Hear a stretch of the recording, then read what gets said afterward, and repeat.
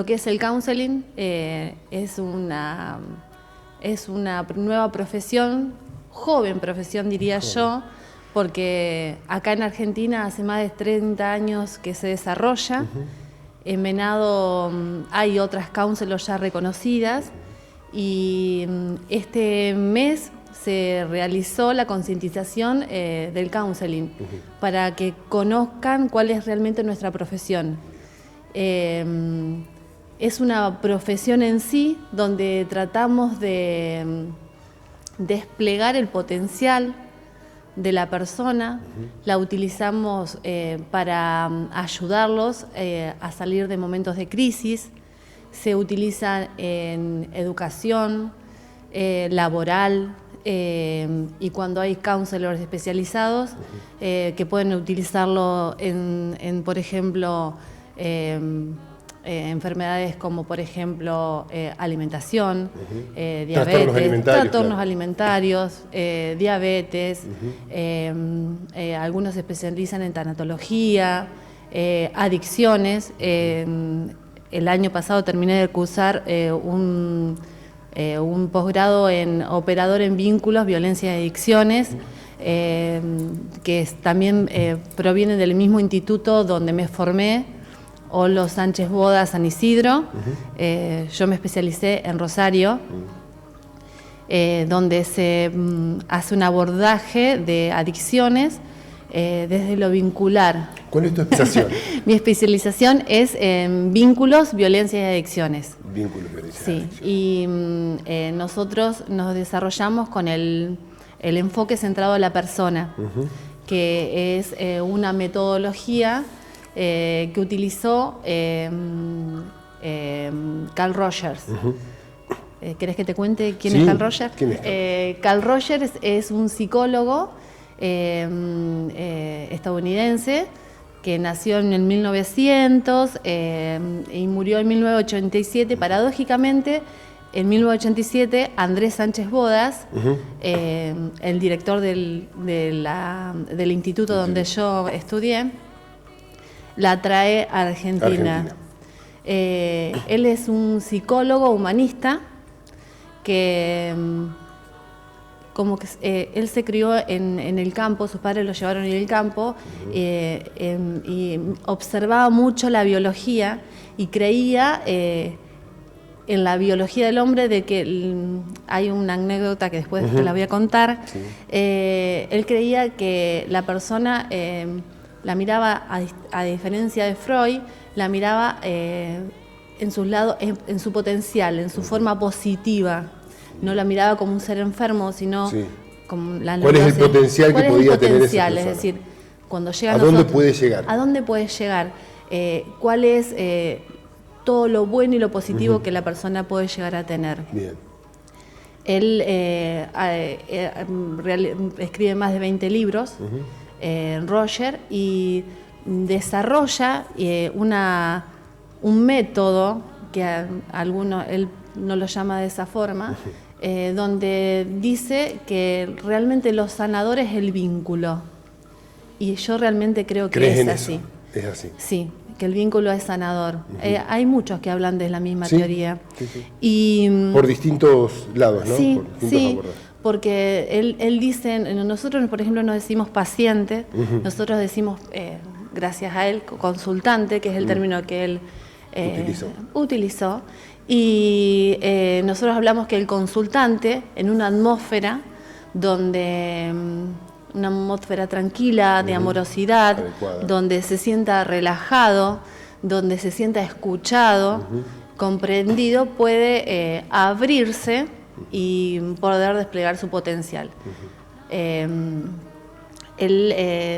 También te puede ayudar a descubrir tu potencial, que uno no lo puede saber, puede no saberlo. ¿Cuál es el potencial? Sí, es una búsqueda interna. Es una búsqueda propia, una búsqueda interna, donde mediante recursos que nosotros tenemos, por ejemplo, el reflejo simple, que es, algunos te dicen que es como devolver lo que el consultante te está diciendo, y es un poco más allá de eso.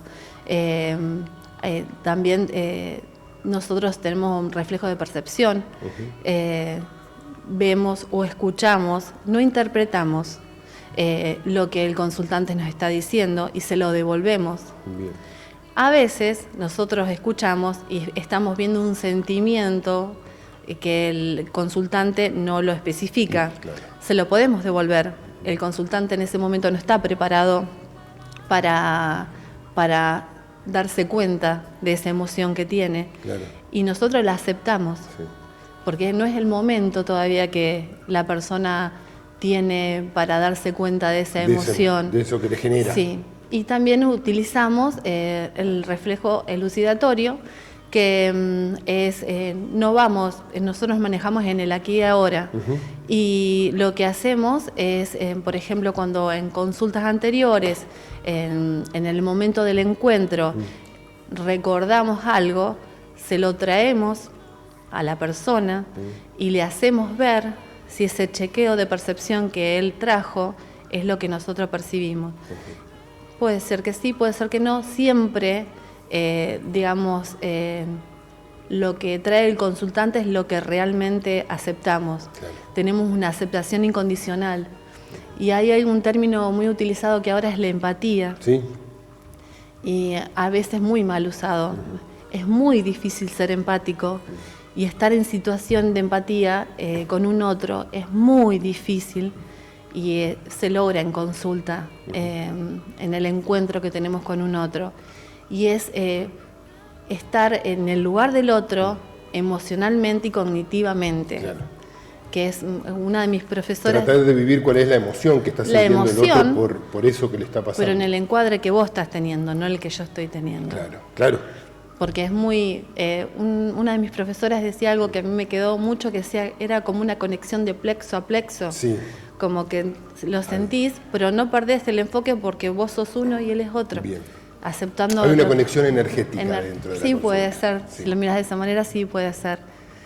Hay otra muy linda que dice que es emerger en las aguas del río, de tu río, salir y mirarlos desde la orilla. Sí. Estar mojado en esas aguas y salir y mirarlos desde las orillas, que a mí me gusta mucho esa reflexión. Sí. ¿Qué más querés que te cuente? ¿Cómo llegaste vos a descubrir esta vocación? Esta vocación. Porque noto mucha pasión en esto que estás desarrollando. Sí, porque a mí personalmente me sirvió muchísimo. Muy raro lo mío porque yo hacía terapia con una psicóloga a quien quiero muchísimo, Marisa Ricard. Llegué a un momento de crisis importante en mi vida, donde cuando me puso en el diagnóstico de neurosis dije, Dios, claro. por Dios, ¿qué tengo? ¿Cómo que soy neurótica? Me dijo, no te asustes. Sí. Y ella vio en mí un potencial, sin ser rogeriana, vio un potencial. Y algo que había quedado aletargado en mi vida era estudiar.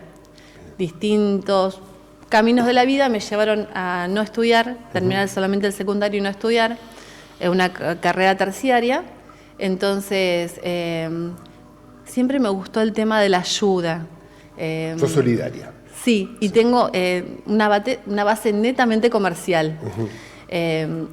Siempre me gustaron en el secundario todo lo que era humanístico, era delegada estudiantil, todo lo que era defender, me gustaba todo eso. Después la vida te va llevando por caminos que no sabes por qué, pero bueno.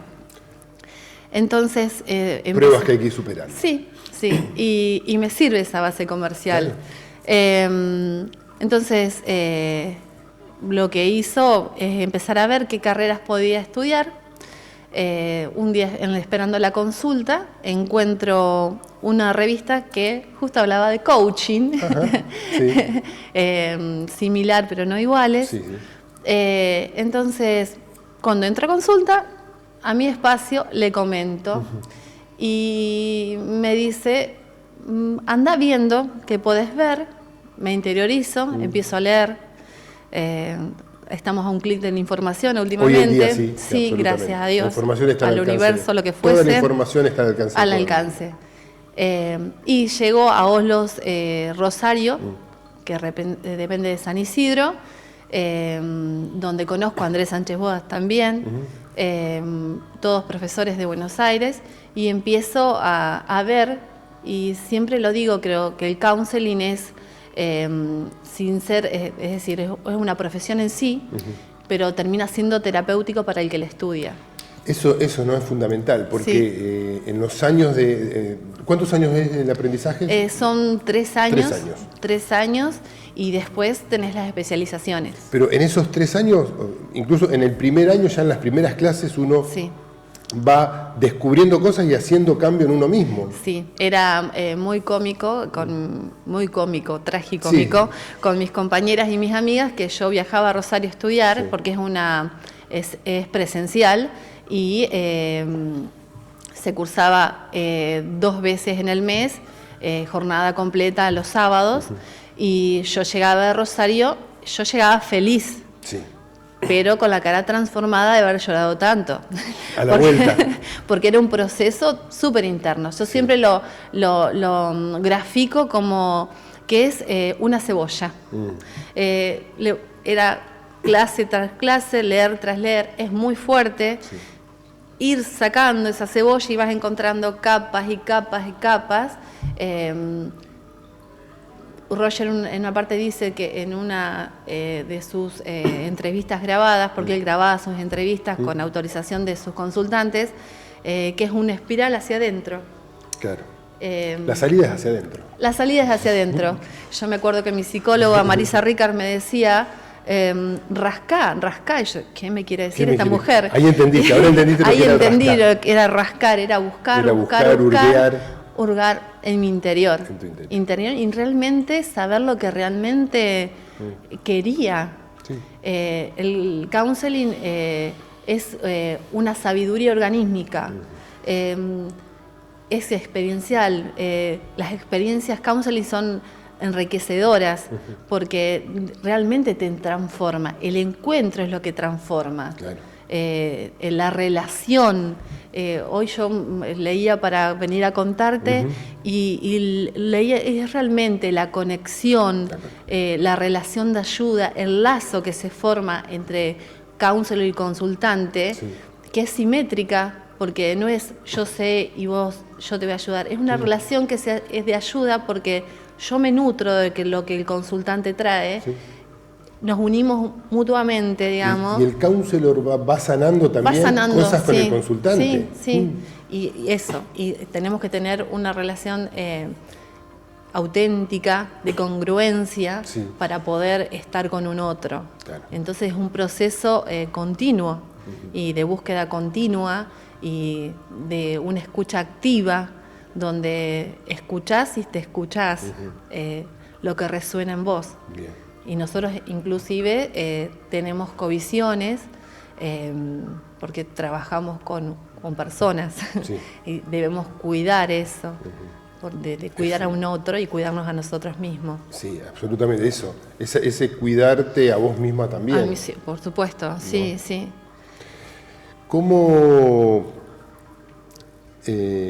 ¿Cómo comienza un abordaje? ¿Cómo empieza una consulta? Una consulta, nosotros lo llamamos encuentros. Un encuentro. El encuentro se pauta con el consultante. Son encuentros de 40, 50 minutos, 1 hora. El primero puede ser un poquito más. Porque nos vamos conociendo. Se pauta también si son quincenales o semanales. Son procesos. Nosotros no hablamos de terapia, son procesos mucho más cortos, porque nosotros trabajamos con personas en situación de crisis, crisis de pareja, crisis laborales, adolescencia, sexualidad, pareja y familias. Desde ya te digo, para especializarnos en todas estas áreas, cada counselor elige una especialización. Yo elegí la de vínculos porque me parece que lo podés utilizar para pareja y familia, a lo mejor con sexualidad también, para trabajar con adolescentes, en las escuelas. Es un campo muy grande y amplio, por eso te digo que es una búsqueda incesante, porque cuando empezás a ver el abanico, te va interesando todo. Sí. Y nosotros somos enfocados en la persona, pero podés utilizar, cada uno después tiene su propia impronta. Podés utilizar el focusing, podés utilizar la Gestalt, que es de Peirce, o psicodrama. Es decir, cada uno después va tomando métodos, distintos métodos de... Son herramientas vas tomando, porque si vos a lo mejor te querés especializar en Gestalt, lo podés hacer, pero son pequeñas herramientas que vos vas tomando que te sirven en el momento del encuentro con un otro y te sirven para vos misma. Claro. Entonces, la verdad que es muy ameno y es muy gratificante para uno mismo. Y cuando vos empezaste a hacer este estudio y a capacitarte y empezaste a vivir vos tus emociones, eso fue un trabajo tuyo muy fuerte. Muy fuerte, sí, muy fuerte. Sí, porque realmente descubrís que para ayudar a un otro tenés que ayudarte primero. Tenés que estar vos alineada. Sí, alineada. Eso es fundamental. Eso es lo bueno de estas terapias, de estos tratamientos. Que la sanación primero empieza por el terapeuta mismo, por quien va a estar ayudando al otro y empezar a alinearse uno mismo. Sí, es un cambio. Es un cambio, creo, encontrarme una Gladys que se había perdido. Fue lindo encontrarse con esa Gladys, fue duro. Pero todo proceso es duro. Todo proceso es duro, eso no es también fácil. Lo hablo con gente que me cruzo y me dice, sí, yo empecé terapia, pero salía más angustiado de lo que entraba. La gente no quiere. Pero es que hay que ahora que todos utilizamos redes, yo escucho que solamente podés ayudar a la persona que quiere ser ayudada. Absolutamente. Muchas veces alguien empieza, o amigas, empiezan a hacer un proceso o terapia y no voy más porque me dijo tal cosa. Claro. O también, lo que nosotros hacemos no es decir, aconsejar, lo que nosotros hacemos es que el consultante descubra su realidad y su verdad. Utilizamos métodos, pero vos no somos directivos, vos sos artífice de tu propio destino. Exactamente. Y tenés la libertad, como dice Sartre, de elegir. Que ¿por dónde ir? Libertad emocional es difícil. La libertad de libre albedrío es fácil, pero tiene sus consecuencias. Todo tiene tener sus la contra. libertad emocional de poder elegir lo que realmente querés y saber la consecuencia que va a tener, es hermoso. Sí. Es un proceso arduo. Es un proceso. Es difícil. Yo siempre digo en mi comercio, que aún lo sigo teniendo, que estamos en la época del puro instanteo. Sí. La gente quiere todo ya. Ya, rápido, tiene que ser ahora. La gente, y sin mucho trabajo. Nosotros queremos todo ya. Y no es así. Y no es todo. Todo tiene un proceso, un tiempo. Y más estos periodos de sanación. Sí. Sí, a mí me pasó, o sea, yo desde mi experiencia personal, yo hice psicoanálisis 5 años. Sí. Que si el día que yo empezaba me hubieran dicho, vas a hacer 5 años psicoanálisis, no lo hacías. No empezaba. No, le decía, dejá, me quedo así. Es verdad eso. Porque no me hubiera puesto a tan largo plazo. No. Y realmente... Y creo que el plazo sigue. Y el proceso sigue. Esto es un proceso de sanación para mí. Sí, es eso. Es como que la búsqueda, claro, la búsqueda no termina más y siempre encontrás. Y encontrás otra cosa y estamos en un constante cambio y evolución y crecimiento y ver qué es lo que nos puede hacer. Y hay tantas cosas, y hay tantas herramientas, y está bueno esto, y hoy tenemos acceso a todo esto, como decías, por internet, porque se está abriendo también la mente. Antes había pocas cosas, era el médico, era el psicólogo, era la iglesia, y eran esas por donde podías ir. Andrés Sánchez Bodas, que él tiene una base psicológica, y encima ir al psicólogo era cosa de loco. Años locos, atrás era, o sea, yo no estoy loco para ir al psicólogo, te decían. Andrés lo que dice, él es un curioso, y él fue el que trae el counseling acá a Argentina, y él siempre dice que en unos de sus charlas nos contaba, y él decía que él es muy futbolero, y de que cuando alguien viene en crisis a consulta, está como encerrado, apretado, así como... Y cuando vos le das ese lugar de escucha de escucha activa, de entenderlo incondicionalmente, del no juicio, de no juzgar, de no juzgarlo, empieza esa búsqueda y se abre, que abre juego, dice como en el rugby o como claro, en el fútbol, se abre el juego y ahí empieza a verse de todos lados, su visión se amplía de tal manera, su percepción se amplía de tal manera que se ve de todos los puntos, entonces podés emerger. Si no estás retraído, comprimido, viste que en una de mis clases una de las profesoras trae una arcilla, el counseling es muy vivencial, estudiarlo, vos vas con la teoría leída, pero después lo vivís y lo aplicás. Lo vivís ahí, claro. Nos dan una arcilla. ¿Cada clase cómo es? O sea, ¿hay diálogo? Es teórica. Es teórica, sí. Tenemos que ir, como es cursada cada 15 días, teórica, pero se habla de lo leído y se replantea y pasa por el cuerpo. Bien. Entonces nos dan una arcilla y nos dicen que hagamos algo. Primero, una relajación, hacemos algo. Yo un elefante. La verdad me salió demasiado lindo.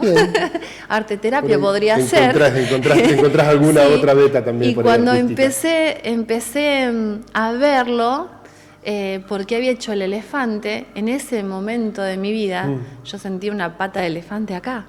Entonces como que te oprimía.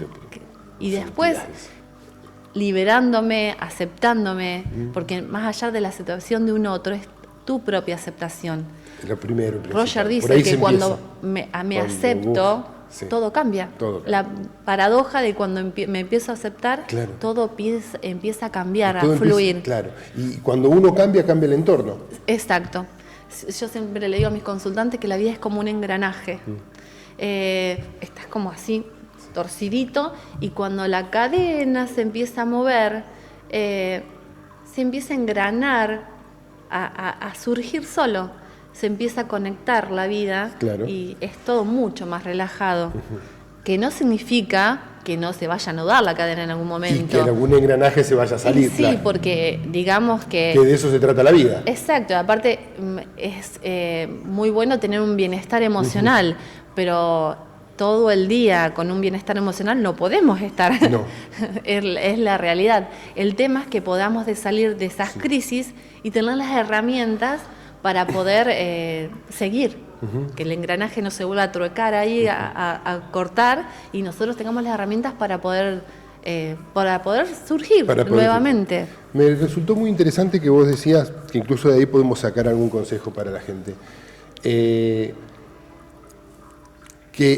el consultante es escuchado sin ser juzgado. Sí. Eso es algo que podemos acercarle, porque uno cuando va, sin ser juzgado y sin darle directivas, porque uno cuando va y con un amigo se relaja y cuenta, lo primero que te dice, no, sabés lo que tenés que hacer, o vos sabés lo que tenés que hacer. Vos sabés lo que tenés que, claro. No, pero uno sabe realmente lo que tiene que hacer. No, pero si no te dan el consejo, dices, vos tenés que hacer esto y esto, y por ahí no es la experiencia del otro, o si no te juzgan, no, estuviste re mal. Sí, no, ni malo ni bueno, Entonces eso, cuando alguien viene en búsqueda de aliviar algún dolor, aliviar algún... Eso, ¿no? Escucharlo, ¿cómo debemos actuar como escuchante, como amigo? Y como amigo es una cosa, como terapeuta es otra. No, bueno, sí, por eso, pero... No, pero también puede... Es eso, creo que una de las frases hechas de Facebook es de que la gente quiere que la escuchen. Claro. No quiere que le digan lo que tenés que hacer. Exactamente. Y uno mismo escuchándose cuando habla, escuchándose. Y que siempre la respuesta está en vos. Por eso utilizamos el reflejo simple, elucidamos lo que sienten. ¿Qué es el reflejo simple? ¿Cómo es la acción del el reflejo simple es mediante la escucha. Sí. Nosotros tenemos una escucha activa, captamos lo que el consultante está diciendo y se lo devolvemos. Claro. Que no es te pasa tal y tal cosa para que me digas sí o no, es una respuesta una pregunta abierta para que él se pueda reconocer en lo que está diciendo. Como también reflejamos sentimientos. Claro.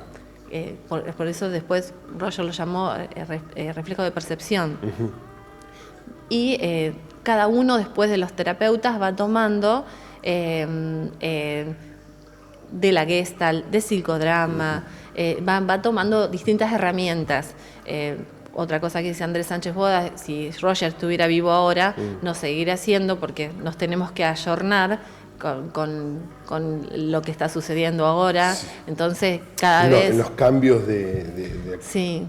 De actualidad. De actualidad. Claro. Se sería repensando Roger en este momento, porque uno va y incluso sus propios discípulos, yo lo escucho a Andrés, por ejemplo, que él también dice que hay cosas que le cuestiona, pero en realidad está comprobado que parece muy relajado, que la relación que existe entre counselor y consultante modifica, es real.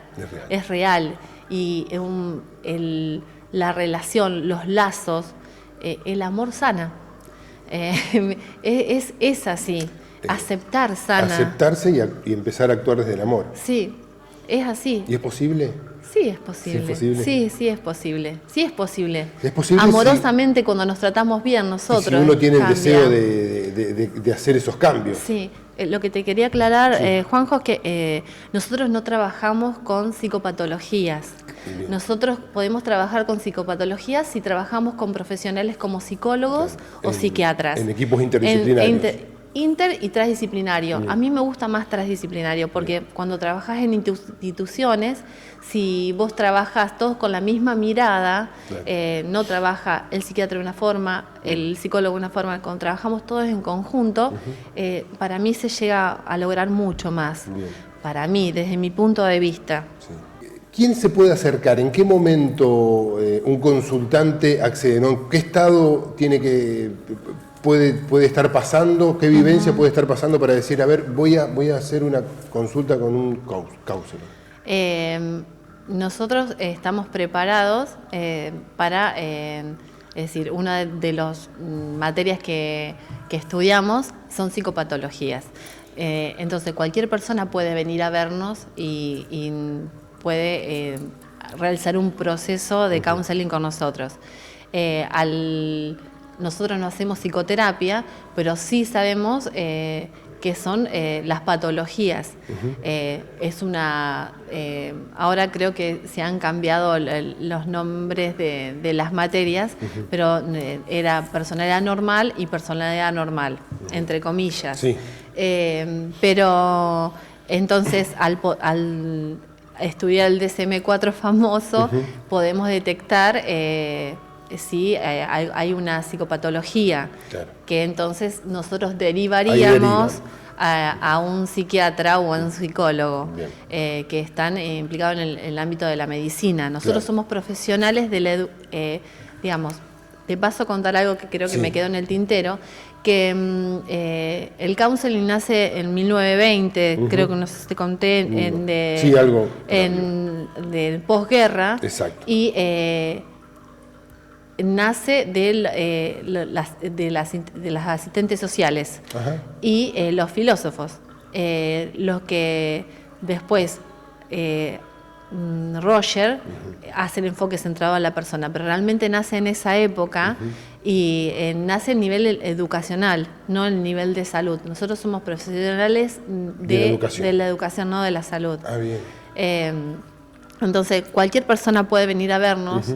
Si nosotros detectamos que hay una patología, se deriva. Así no sea una psicopatología. Suponete que hay un consultante en un determinado parte de su vida que nosotros podemos hablar, que tiene una enfermedad, pedimos que vaya a ver a un médico. Claro. O, por ejemplo... Y a la vez lo acompañás a lo mejor en ese proceso, ¿no? De sanación, de reafirmación, pero nosotros siempre trabajamos cuando hay, por ejemplo, suponete que es un caso de violencia. Sí.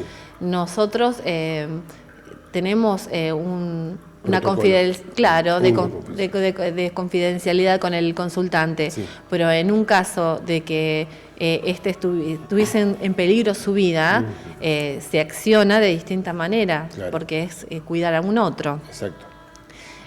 Cualquier persona puede venir a atenderse con nosotros, adolescentes, niños no atendemos, pero adolescentes sí.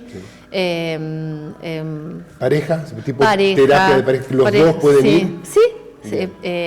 Y hacen de árbitro, digamos. Ay, qué feo. No, sí, pero se puede hacer pareja y familia, sexualidad, adicciones. ¿Sexualidad cómo se aborda? O sea, de distintas problemáticas sexuales. Sí. Y creo que, a ver, para que adicciones, sexualidad, no, en este momento no recuerdo otra. Y es importante los vínculos, ¿no? Vos hablabas de eso, de la importancia de volver a regenerar el vínculo. Sí, yo creo que hay una teoría que se llama, también postulada por Andrés y por Mario Puentes. Mario Puentes fundó en Buenos Aires el ZAPAC, que es no es un centro, es un dispositivo de abordaje como centro de día para adicciones. Bien. Donde él postula con Andrés la teoría de la nostridad, que a mí en particular me gusta mucho, porque habla en esto, que yo lo veo en general en la población en la cual estoy inmersa, en de las polaridades. Él dice que entre esta guerra, entre el yo y el ellos, nos olvidamos del nosotros. Y no es realmente eso. Sí. Es decir, donde deberíamos aprender a cuidarnos de nosotros, de uno mismo. Sí, claro, de uno mismo. A cuidarme yo. Pero conociendo las necesidades de un otro. Bien. Y salvaguardar al otro de mis propias necesidades. Eso es muy interesante. Para mí está en la base de todo, porque con esto de que primero yo, nos olvidamos, ¿no? Y nosotros somos seres gregarios, necesitamos compartir. No, nosotros necesitamos estar con un otro. Vamos de nuevo con esa teoría. ¿Cómo es? La teoría se llama de... Nostridad. La postula Mario Puentes, no murió hace mucho, tuvo un accidente, estuvo mucho tiempo en coma y murió hace poco. Ha dejado varios libros, Mi droga y yo. Él postula esa teoría con Andrés y dice que es como dos polaridades. Entonces, entre yo y ellos nos olvidamos de nosotros. Y nosotros somos seres vinculares. Claro. Y nosotros somos todos. Nosotros. Son ellos y yo. Claro, somos todos. Y nos olvidamos, es decir, con tal de satisfacer mis necesidades, me olvido de un otro. Y no me importa. Yo tengo que respetar mis propias necesidades, defendiendo al otro, cuidando al otro. Es lo mismo. Y entendiendo el otro, de cuáles son sus conflictos, de dónde puede venir esa reacción. Sí. Y manejar yo mi reacción para no ofenderlo. Sí, cuidarte, cuidar al otro de tus necesidades y el otro que se cuide de tus propias necesidades, porque es muy loco, pero es real. Y yo veo que en nuestra sociedad no está pasando eso. Hay mucho enojo. Sí, la gente está muy enojada. ¿No? Está muy enojada. ¿Y cómo se hace para manejar el enojo? Qué pregunta. Yo no sé si manejarlo, es otra cosa, por lo menos asimilarlo y controlar la reacción. Sí, no sé, Juanjo, si controlar es decir, no actuar en forma primitiva, digamos. No actuar en forma violenta. Reptiliana, biológica. Exactamente. Eso, somos seres sociales. Sí. Porque enseguida por una discusión se pueden ir a las piñas. Sí, pero hemos escuchado casos que por una cuestión de tránsito sacan un revólver y matan a una persona. Claro, pero porque a eso me refiero, de que es eso, el yo defiendo, yo, y no es yo, somos nosotros. No podríamos vivir solos. Somos comunidad. Sí, claro. Somos comunidad. Y algo que yo veo y observo continuamente es el síntoma, síntoma del enojo, de la agresividad que tenemos, es eso, de olvidarnos de que todos necesitamos de un otro, del respeto hacia el otro, del respeto a sí mismo, no porque sea yoica, yo, No. sino del respeto De a mí respetarme mismo a mí. y de respetar a un otro. Porque respetándome a mí voy a aprender a respetar al otro. Exacto, sí. Hay cosas que uno lo dice y parece tan sencillo. Sí, no, y sin embargo, y no lo es. yo me respeto, porque pero... Sí, sí, a veces yo diría, yo no me miento, a veces no me respeto. Claro. Y no respeto al otro. No respeto al otro. No respeto, no tolero al otro. También hay frases muy lindas que dicen que una cosa es tolerar y otra cosa es aguantar. Sí. Yo creo que no nos estamos aguantando. Porque cuando vos tolerás, aceptás. Y cuando vos estás aguantando, sos una olla a presión. Claro. Y En cuando algún momento explota, pasa esto, la gente está súper reactiva. Cuando más dejás que de aguantar, activa. explotás. Sí. Y la tolerancia pasa más por ir... Es como una olla a presión que podés ir dejando salir la tolerancia, que vaya saliendo de a poco. Es aceptar lo que está pasando, es respetar el otro, pasa por tal cosa, sí.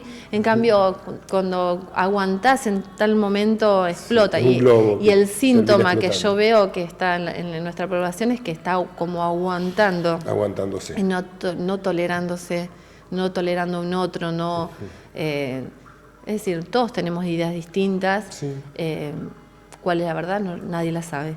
Pero mi propia verdad sí sé cuál es y acepto la mía y quiero que los demás acepten lo que realmente pienso. Claro, y aceptar al del otro. Aceptar al otro, sí.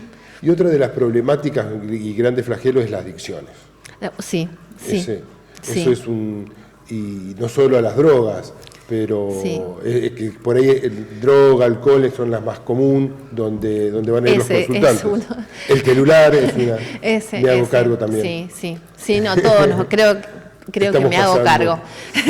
Creo que me hago cargo.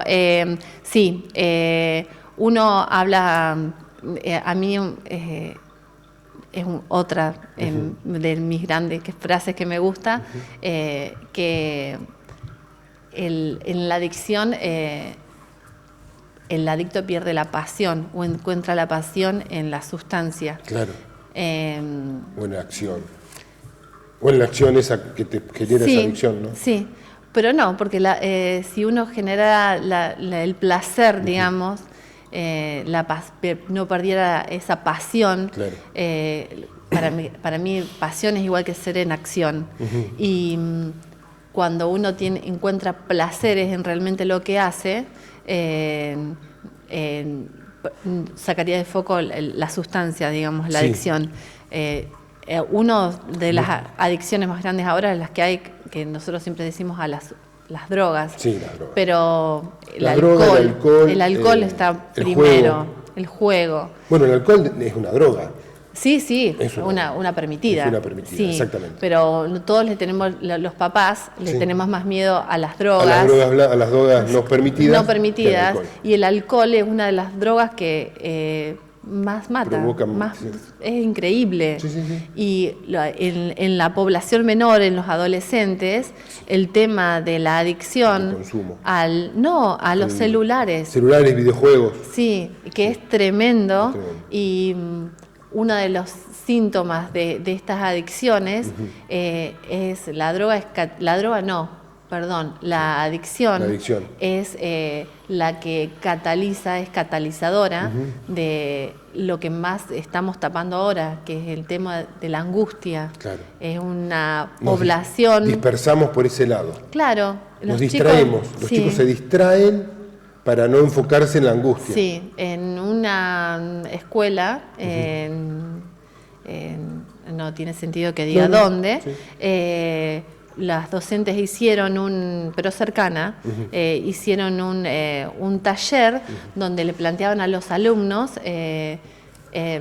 por qué utilizaban tanto los teléfonos móviles y es porque ellos sienten soledad y no se sienten escuchados por sus papás. Sí. Entonces ellos mismos reclaman a sus padres, a nosotros, que les prestemos más atención. Por eso te digo que para mí el tema de de lo que es el vínculo, El vínculo es volvemos a eso, fundamental. volvemos al Por eso vínculo. parezco reiterativa, No, es así, es que es pero así. que es así, que el vínculo, y cuando no hablo del vínculo terapéutico, No. hablo del vínculo, Vínculo en la- amoroso, del afectivo. Claro, sí, Sí. porque no hay familias adictógenas. ¿Me entendés? No hay familias. Y cuando hablo de adicción, ya te digo, no hablo de la sustancia en sí. Hablo de esto. Hay familias que, y no tienen que ser mamá y papá, Sí, sí. tiene que ser mamá, papá solo. Mamá sola, papá solo, sí, abuelos. Sí, porque ahora las familias están conformadas de distintas De maneras. otro contexto. Entonces, hay familias que generan esto por los grandes vacíos que estamos ocasionando los adultos, que cuando tenemos hijos somos responsables. En algunos se puede desencadenar una adicción, en otros no, porque no es que esta familia que está conformada de esta manera va a ser adictógena. No. No es así. No es así. Hay familias disfuncionales que puede haber. Hay familias o no. donde está mamá, donde está papá, Sí, y ahí, juntos, sí. y salen hijos con problemas de adicción, y hay Sí. familias donde los padres están separados Sí, y salen hijos donde no tienen ningún problema de adicción. Sí. La adicción es algo que o sea, ¿puede tener alguien conducta adictiva o es algo que siempre hay una prepatología de base. se genera para tapar algo?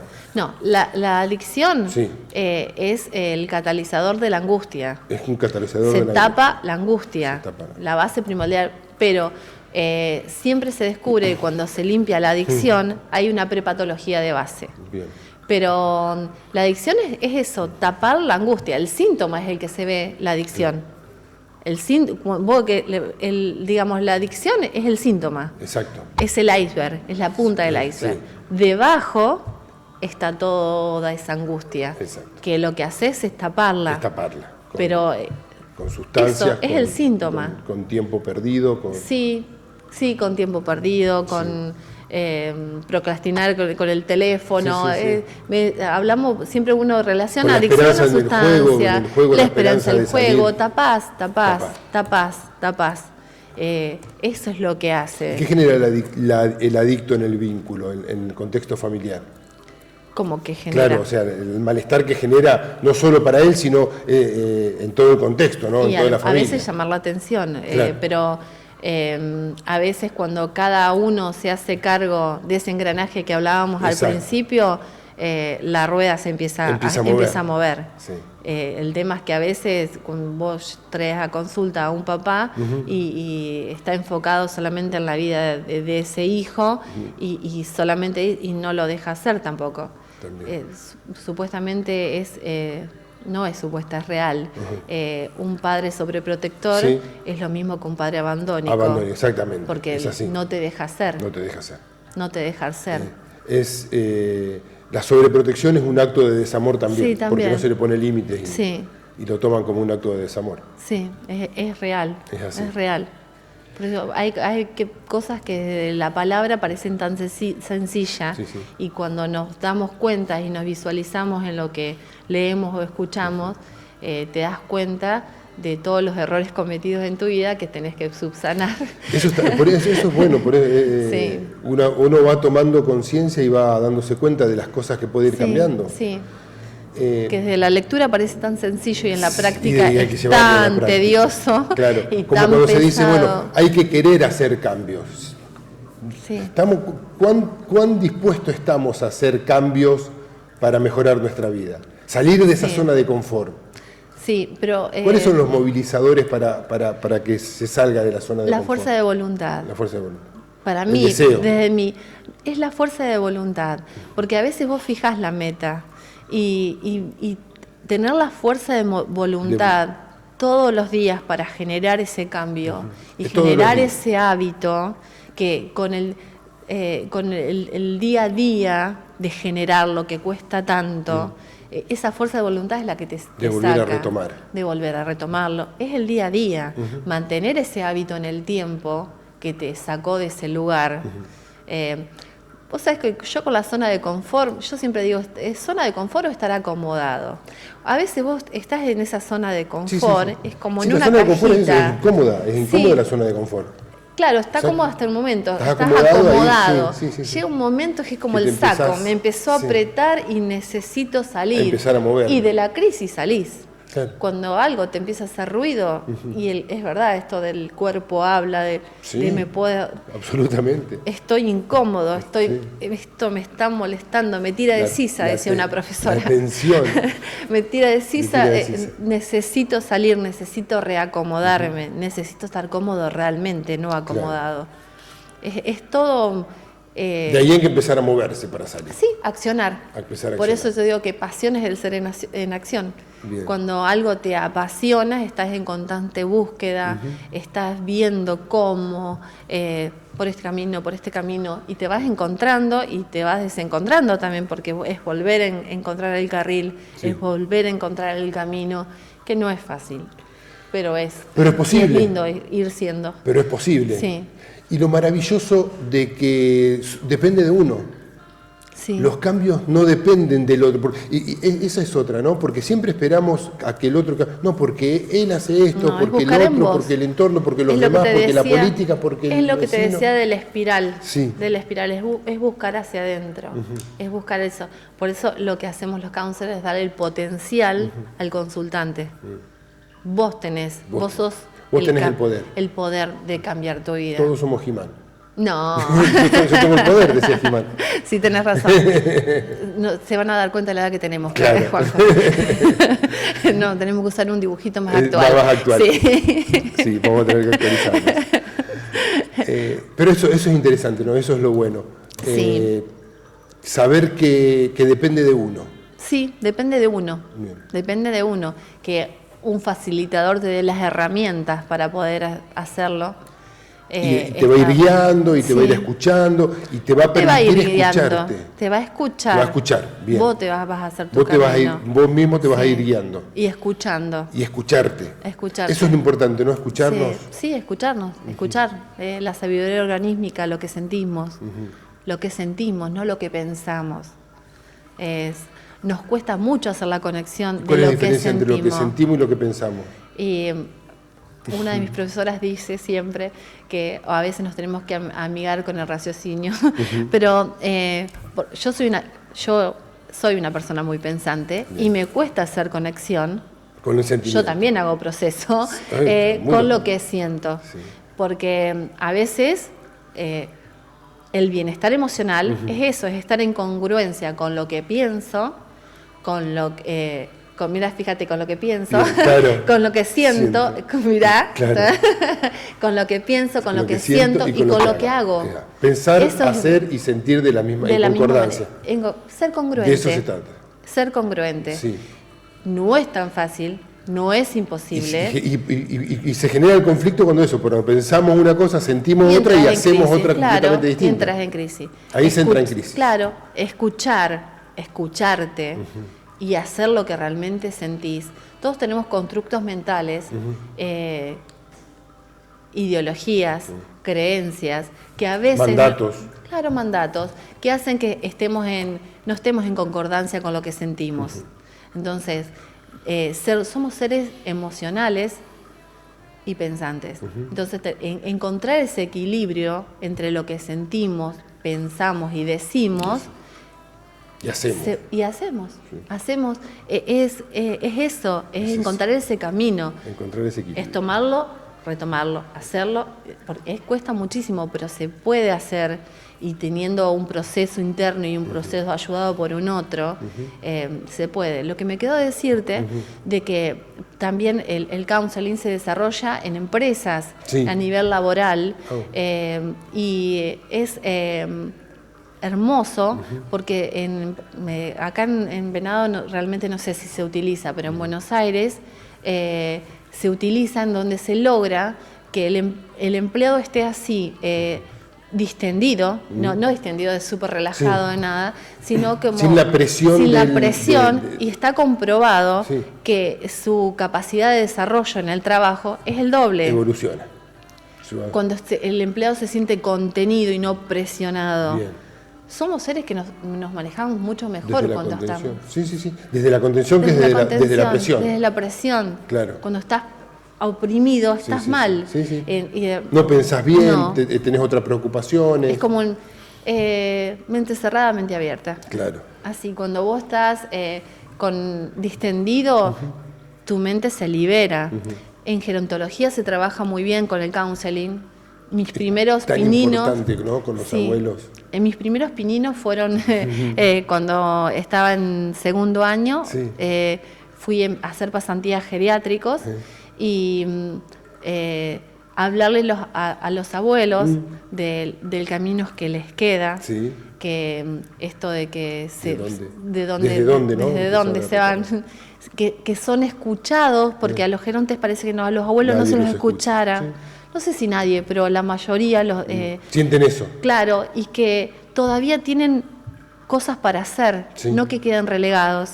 Ellos trabajan muy bien con los counselors. Conmigo solían dibujar, hacer centangle, que es como, no sé si te recordás cuando íbamos a la escuela primaria, el dibujo abstracto. Y salen trabajos geniales con los abuelos. Y después las expectativas que ellos tienen para mostrarle a sus visitantes, a su familia, es reconfortante. Es eso. El counseling, yo diría que es una profesión de ayuda donde validas al otro, donde le das lugar al otro, donde se siente aceptado, y desde esa aceptación incondicional que tenés para él, puede desplegar todo su potencial. Que a lo mejor no puede ser el que vos realmente crees, pero es el que él tiene, y a lo que él puede llegar, que a lo mejor no será el 100% de lo que vos pensás de su 100%, pero su 70% de su 100%, pero es su 100%. Pero es su 100%. Es su...